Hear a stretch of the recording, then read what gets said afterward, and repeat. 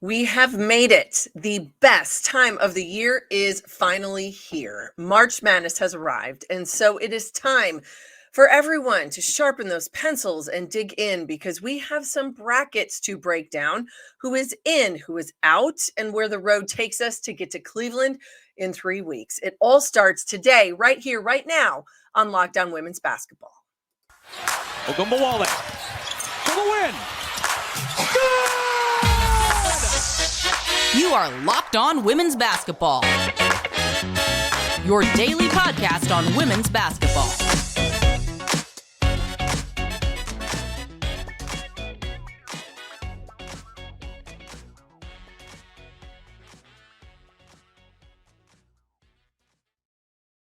Happy Monday, friends. It is March 18th, 2024. Yesterday was St. Patrick's Day, so I hope for all of you that you were able to find your lucky charm because it is going to help you and you are going to need it for you and your favorite team to be able to survive the field of 68 and March Madness. I am Missy Heidrick, national correspondent here at The Next, and so happy to have you with us. Thank you for making Locked On Women's Basketball your first listen every day.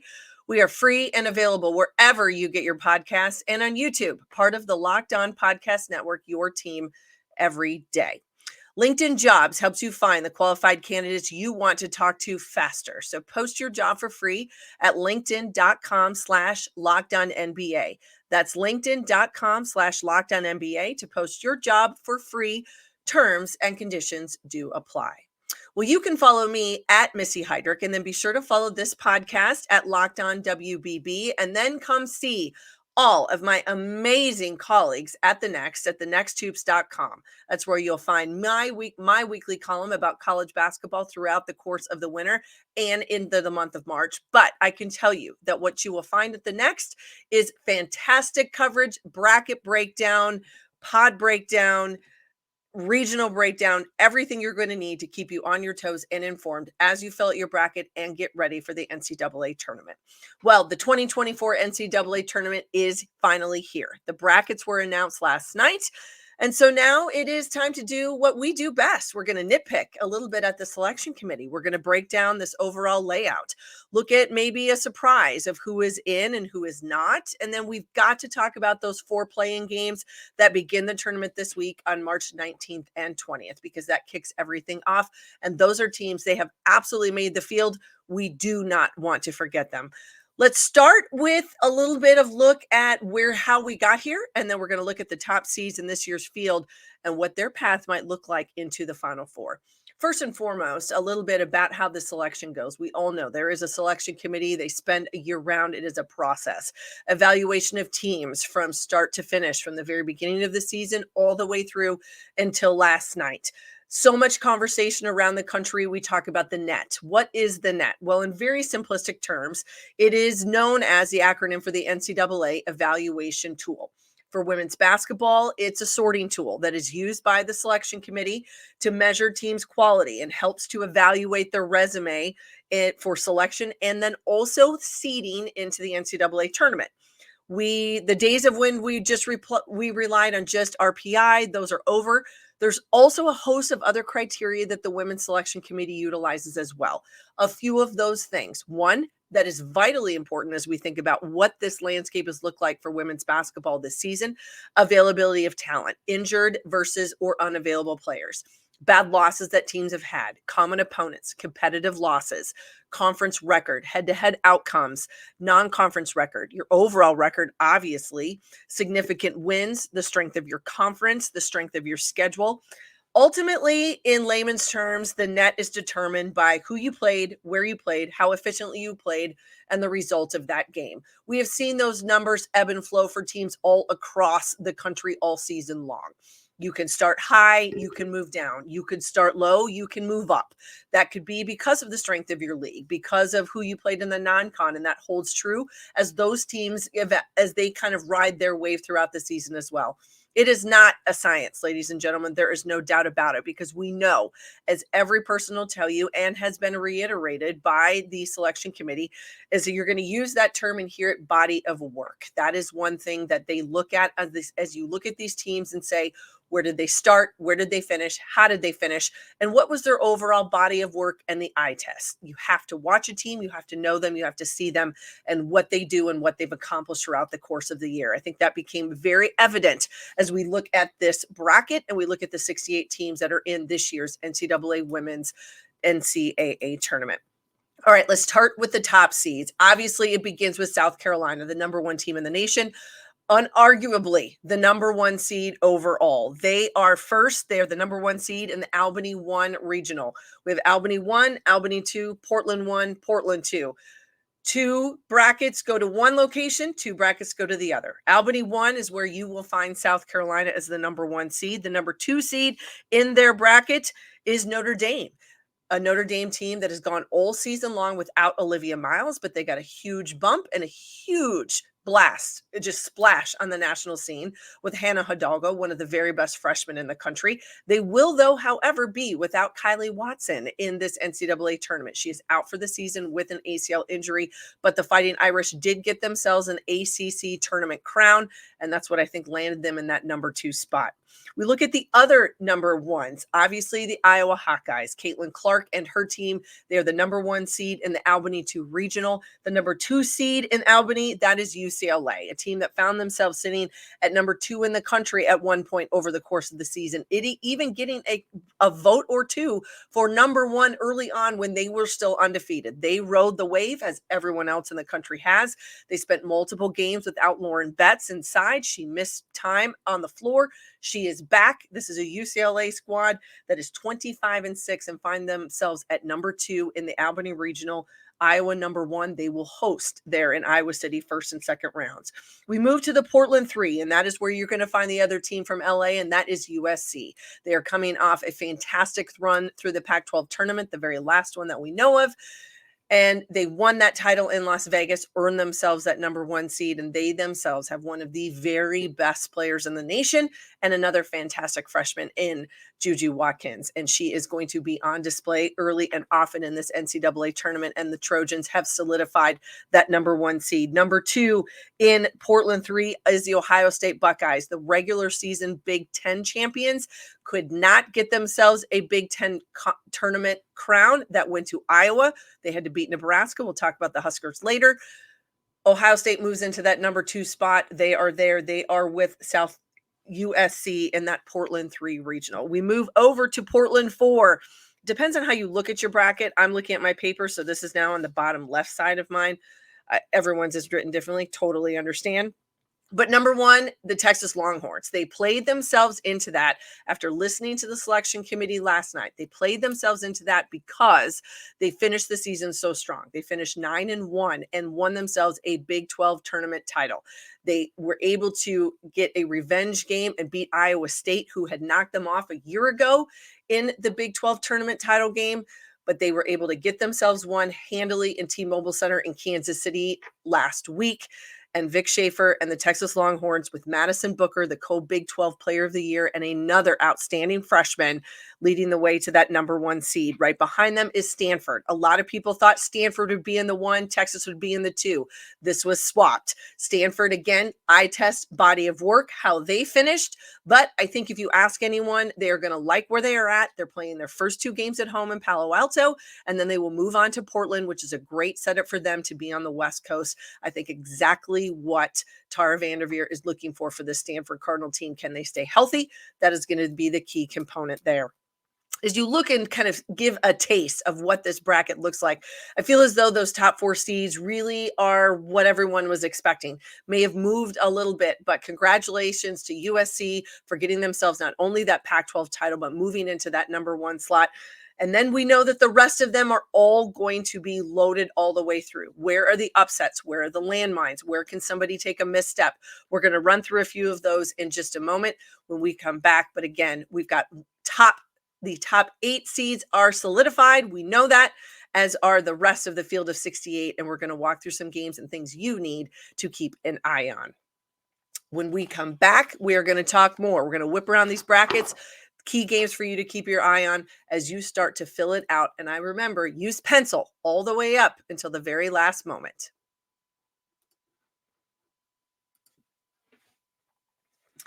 But first, a message from our friends at LinkedIn. When you are hiring for your small business, you want to find quality professionals that are right for the job and for the role. That's why you have to check out LinkedIn Jobs. LinkedIn Jobs has the tools to help you find the right professionals for your team faster and for free. LinkedIn isn't just another job board. It has a vast network of more than 1 billion professionals, which makes it the best place to hire. It gives you access to professionals you can't find anywhere else. LinkedIn does all that while making the process easy and intuitive. Hiring is easy when you have that many quality candidates. So easy, in fact, that 86% of small businesses get a qualified candidate within 24 hours. LinkedIn knows that small businesses are wearing so many hats and might not have the time or resources to hire these days. LinkedIn is consistently finding ways to make the process easier. They even launched a feature that helps you write job descriptions, making that process easier and quicker. 2.5 million small businesses use LinkedIn for hiring. Post your job for free at linkedin.com/lockedonnba. That's linkedin.com/lockedonnba to post your job for free. Terms and conditions apply. Hi, everyone. I am Missy Heidrick. Welcome back to Locked On Women's Basketball. As you know, Locked On has launched the first ever national sports 24/7 streaming channel, Locked On Sports Today. For baseball fans, mark your calendars for March 20th at 7 p.m. Eastern for the best MLB season preview coming exclusively to Locked On Sports Today. On March 20 at 7 p.m. Eastern, be the first to get local insight from the MLB local experts of the Locked On Podcast Network. You can find it on March 20th at 7 p.m. Eastern on the Locked On Sports Today 24/7 streaming channel on YouTube or the free Amazon Fire TV channels app. Hi, everybody. Welcome back. I am Missy Heidrick. Thank you for joining us here on Locked On Women's Basketball. We are buzzing around the nation and talking about brackets, about who's in, who's out, what looks interesting. A couple names and notices that as the conversation has ensued over the last 10 to 12 hours as to who is in and who is out. A couple names that you will not see. You will not see Miami out of the ACC. I think that was one that everybody had kind of caught their eye on, thought that they would be in the tournament. They were not. We do not have Mississippi State. They are not in this tournament as well. Did not get a bid like they did a season ago. Part of the reason for that is because there were a couple bids that were stolen. Two teams out of the Ivy League make it in this year in Princeton and Columbia, as well as two teams out of the West Coast Conference in Gonzaga, who will be hosting in Spokane as a 4 seed, but then also the Portland Pilots, because they upset Gonzaga in the WCC tournament final. They get the automatic qualifier. So yes, was a bid stolen? Probably, but hats off to them for a fantastic performance to be able to knock off Gonzaga and put themselves into the NCAA tournament. It has been a Portland program. They have been on the trending upwards. They're going to have their hands full in their first game, but yet they are in the tournament. Let's bounce around a little bit more. We'll start in Albany 1. That is South Carolina and Notre Dame's regional. You have to look at that 8-9 game. I think it's incredibly interesting to see North Carolina and Michigan State. This Michigan State first-year head coach Robin Freilich in her first season in East Lansing. They went 12-6, fourth in the Big Ten. They were 22-8 overall. They had a 73-61 loss to Nebraska, who eventually made it into the NCAA tournament final in the Big Ten tournament in Minneapolis. But I really do like this team. They play hard. They have good balance. And that will be a handful for North Carolina out of the ACC. Another game to keep your eye on, who I think is interesting, is also the host of Oregon State. They are back in Corvallis, being able to host first and second round games there. Oregon State as the 3 seed. They will match up with Eastern Washington, who is back in the tournament. Eastern Washington, their second NCAA tournament appearance. They went 29-5 in the Big Sky. And then the winner of that game in Corvallis will have Nebraska and Texas A&M, that 6-11 game. And again, Nebraska on a roll. Great balance, young players, Alexis Murkowski, Jazz Shelley out front. Great veterans to pair with some of those younger players. They made it all the way to the Big Ten tournament finals, could not beat Iowa in overtime, even though they had done it once already this year. But keep your eye on the Huskers. I think they could be one of those unsung heroes in Albany 1. Let's move over to Albany 2. We have to continue to talk about some of these 8-9 games, and why they're interesting is because of this. We know you can see an upset there. Those are tough games to pick. The hardest part is, congratulations, you win an 8-9 game, and then you have to play the number one seed in your bracket or in your region on their home court. Never an easy task. But I think these are all teams that are prepared for that and will give number one seeds a run for their money. In Albany, too, where Iowa is the number one seed and UCLA is the second seed, keep your eye on that West Virginia-Princeton game. Now, this is a West Virginia team, 24-7. They were 1 3-point shot away of sending the semifinal game in the Big 12 tournament against Kansas State into overtime. J.J. Quinterly misses it from the corner, but this is one of the best backcourts in the in the Big 12. J.J. Quinterly, Jordan Harrison, they are fantastic. They are fast. They're going to play high pace, high speed. They will turn you over. It will be a tough matchup for Princeton, who comes in because they were able to get themselves an opportunity to play, but yet Columbia also gets an at-large. We will talk about them as a moment. In Manhattan, Kansas, it's Kansas State team gets a 4 seed, much to the surprise of many. They thought that they had maybe played themselves out of a hosting situation, but they actually played themselves in. But they are going to have a tough matchup. That is Kansas State against Portland, who we talked about just a moment ago. And then the winner of that game will have the winner of Colorado and Drake. Drake survives on a buzzer beater to win the Missouri Valley Conference Tournament title to get the automatic qualifier. Colorado in at 22-8 as an at-large bid. J.R. Payne's team, one of the top in the Pac-12 all season. Just remember, they jumped on to the national landscape and conversation by beating the reigning national champions LSU in Las Vegas the first day of the regular season all the way back in November 2023. So keep your eyes on Colorado. I have a feeling they might be feeling a little bit jilted of not hosting. That host went to Kansas State. That will be an old Big 8, Big 12, and now soon to be again Big 12 matchup in round 2 if we get Colorado and Kansas State. LSU, the reigning national champions, they are also in Albany too. They are looking at a first round matchup with Rice. They will host in Baton Rouge, and then Louisville, Middle Tennessee State is in that other game. An interesting fun fact, if Louisville advances and LSU advances, that will be Haley Van List's former team and the Louisville Cardinals and Jeff Walsh, one to keep your eye on. All right, let's bounce to Portland 3. We talked about USC as the number 1 seed there, Ohio State as the number 2 seed. In the 8-9 game in that bracket, that is Kansas and Michigan. Now, always been a fan of what Kim's Barnes-Arico has done. They are 20-13 coming in. This is a Kansas team. They were on the outside looking in for most of the season, finished 19-12 over the regular season in the Big 12. They played themselves in, I think, by being able to beat Kansas State at the time. It was a top 15 ranked team. They beat them at home late in February. I think that really helped and propelled this Kansas team into the tournament. They finished strong and did exactly what they have to do. The key will be, will they get help to Samaya Nichols, one of the best freshmen in the Big 12? She's going to need it. Tiana Jackson has to show up, the 6'7" center in the middle, one of the best defenders in the nation. She's close to averaging a double-double all season, but she has to not only stay out of foul trouble, but she has to be an impact on both ends of the floor and score if Kansas is going to survive their first round 8-9 game and advance to most likely play USC in the second round. All right, we move over to Portland 4, and that is where the Texas Longhorns are the first seed. They will play the winner. They will get Drexel. And Drexel is a great story as that 16th seed. We cannot forget them.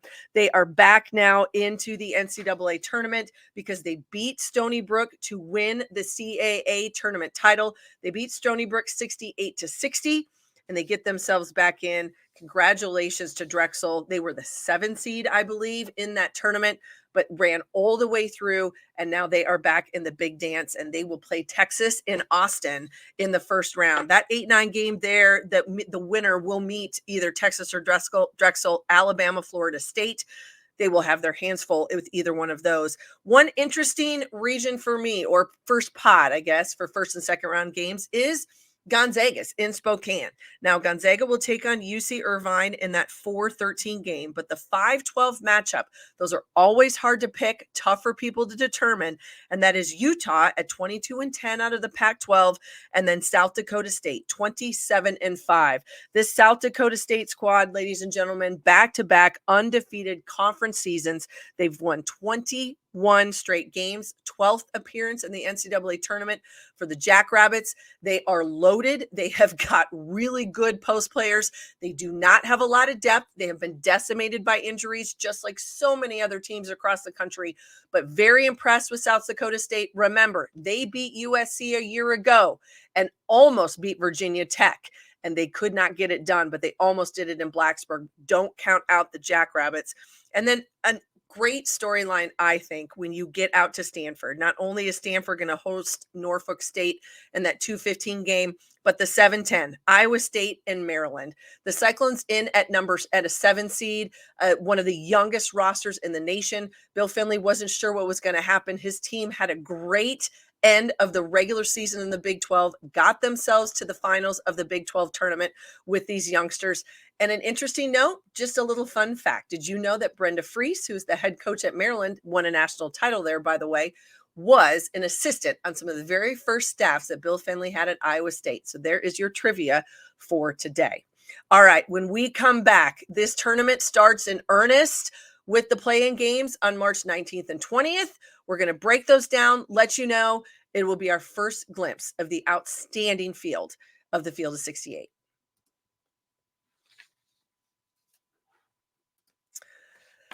Well, this is a message from our friends at Stitch Fix, and it is something that I absolutely adore. Did you know that you can just get instant confidence and a boost from an outfit that makes you look and feel good? And that's what I get with shopping with Stitch Fix. It is easily upgrade your wardrobe this year with a professional stylist that helps you find new on-trend favorites that will work for you. You give your stylist your size, your styles, your budget preferences. You order boxes when you want and how you want them, no subscription required. And then they send me 5 pieces plus recommendations, styling advice, all of that. I keep what works and then I send back the rest. Stitch Fix makes it all so easy. I love to shop, but then I don't necessarily have a ton of time. And so they help me save that time and effort. And plus, I get the outfits that make me look good and things that I want, which is an added bonus. And if you don't love something, you just send it back. Shipping, returns, and exchanges are always free. Style that makes you feel as good as you look. Get started today at stitchfix.com/lockedon. That is stitchfix.com/lockedon. stitchfix.com/lockedon for all of your shopping needs.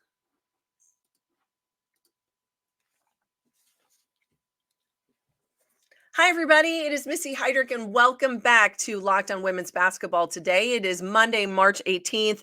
So we are running through, and we have bounced all over the country. And we are talking about some of these teams that, based on who they are and what they were able to accomplish this season, have found themselves in the field of 68. And they are those that will be part of the play-in games that are on March 19th and March 20th. All right, so we're going to do the two that are on March 19th. Let's talk about them first. The first matchup is Sacred Heart against Presbyterian. So I have a host of notes written all over the place, so you have to bear with me. So let's first talk about Sacred Heart. They get into this tournament with an automatic qualifier bid by winning the Northeast Conference tournament title yet again, the second straight for this team. They won 69-48. They match up against a Presbyterian squad who is making their first ever NCAA tournament appearance. They won the Big South. They finished the season at 20-14. Ladies and gentlemen, this is what March Madness is all about, and that's the beauty of the NCAA tournament. We see it every single year for our men's in the men's bracket, and we see it on the women's brackets. Teams that people would never have thought would have had this experience, but they get it. And so congratulations, Sacred Heart and Presbyterian. They are that first game they will be on the March 19th, and then the winner, they take on the number 1 overall seed in the tournament in South Carolina, and they will be in Columbia. But congratulations to both of those teams. The other is a great matchup. It was pit a Ivy League team against an SEC team, and that will be Vanderbilt against Columbia. Now, Columbia was one of those that everybody was not sure. Maybe their bubble had burst. Would they really get credit for their body of work and what they had done throughout the course of the season? Well, the committee rewarded them, and they did. They are in this year, and congratulations to Columbia in at 23-6, and they face a Vanderbilt team at 22-9. They will also play on March 19th. The winner of that game, they go and they will take on Baylor in that 5-12 matchup in Blacksburg in the Portland 3 regional. Now, Vanderbilt, the last time they had been to the NCAA tournament, I can answer that for you, 2014, an at-large bid for the Commodores, year 2 of the rebuild of Shea Ralph and what she has done. Congratulations to them. A huge boost for that program moving forward. And if you follow recruiting along the way, you will see for a lot of the top players in the nation, Vanderbilt is on the list of those that they are considering. You can see what she has done in a short order of time. This NCAA tournament bid into the field of 68 can only help that process. So they will head to Blacksburg, Virginia. The winner of the Vanderbilt Columbia game will play Baylor in that 5-12 game. The winner of that takes on Virginia Tech Marshall in Blacksburg. And yes, for everyone that is asking about the health of Elizabeth Kitley and what that will look like for that pod of 2 games, nobody's quite sure. Kenny Brooks spoke with the media last night after selections were announced, had said she had not done much all week. We know she did not participate in the ACC tournament. So still a question mark of whether the 3-time ACC Player of the Year, Elizabeth Kitley, will be available to the Hokies so that they can see if they can make another run, another historic run to the Final Four as they did a year ago. Stay tuned. When we have answers, you will have answers. That's the beauty of everything here at Locked On Women's Basketball, as well as the next. All right, let's talk about the 2 games you'll see on March 20th in terms of the play-in. Another SEC and Pac-12 are in, and that would be a play-in game. Arizona at 20-11.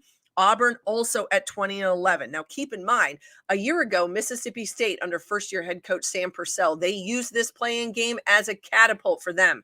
And then they won another game in the NCAA tournament. So it can be done. We've seen it from an SEC team. Is Auburn the one to do it this year? Maybe Vanderbilt.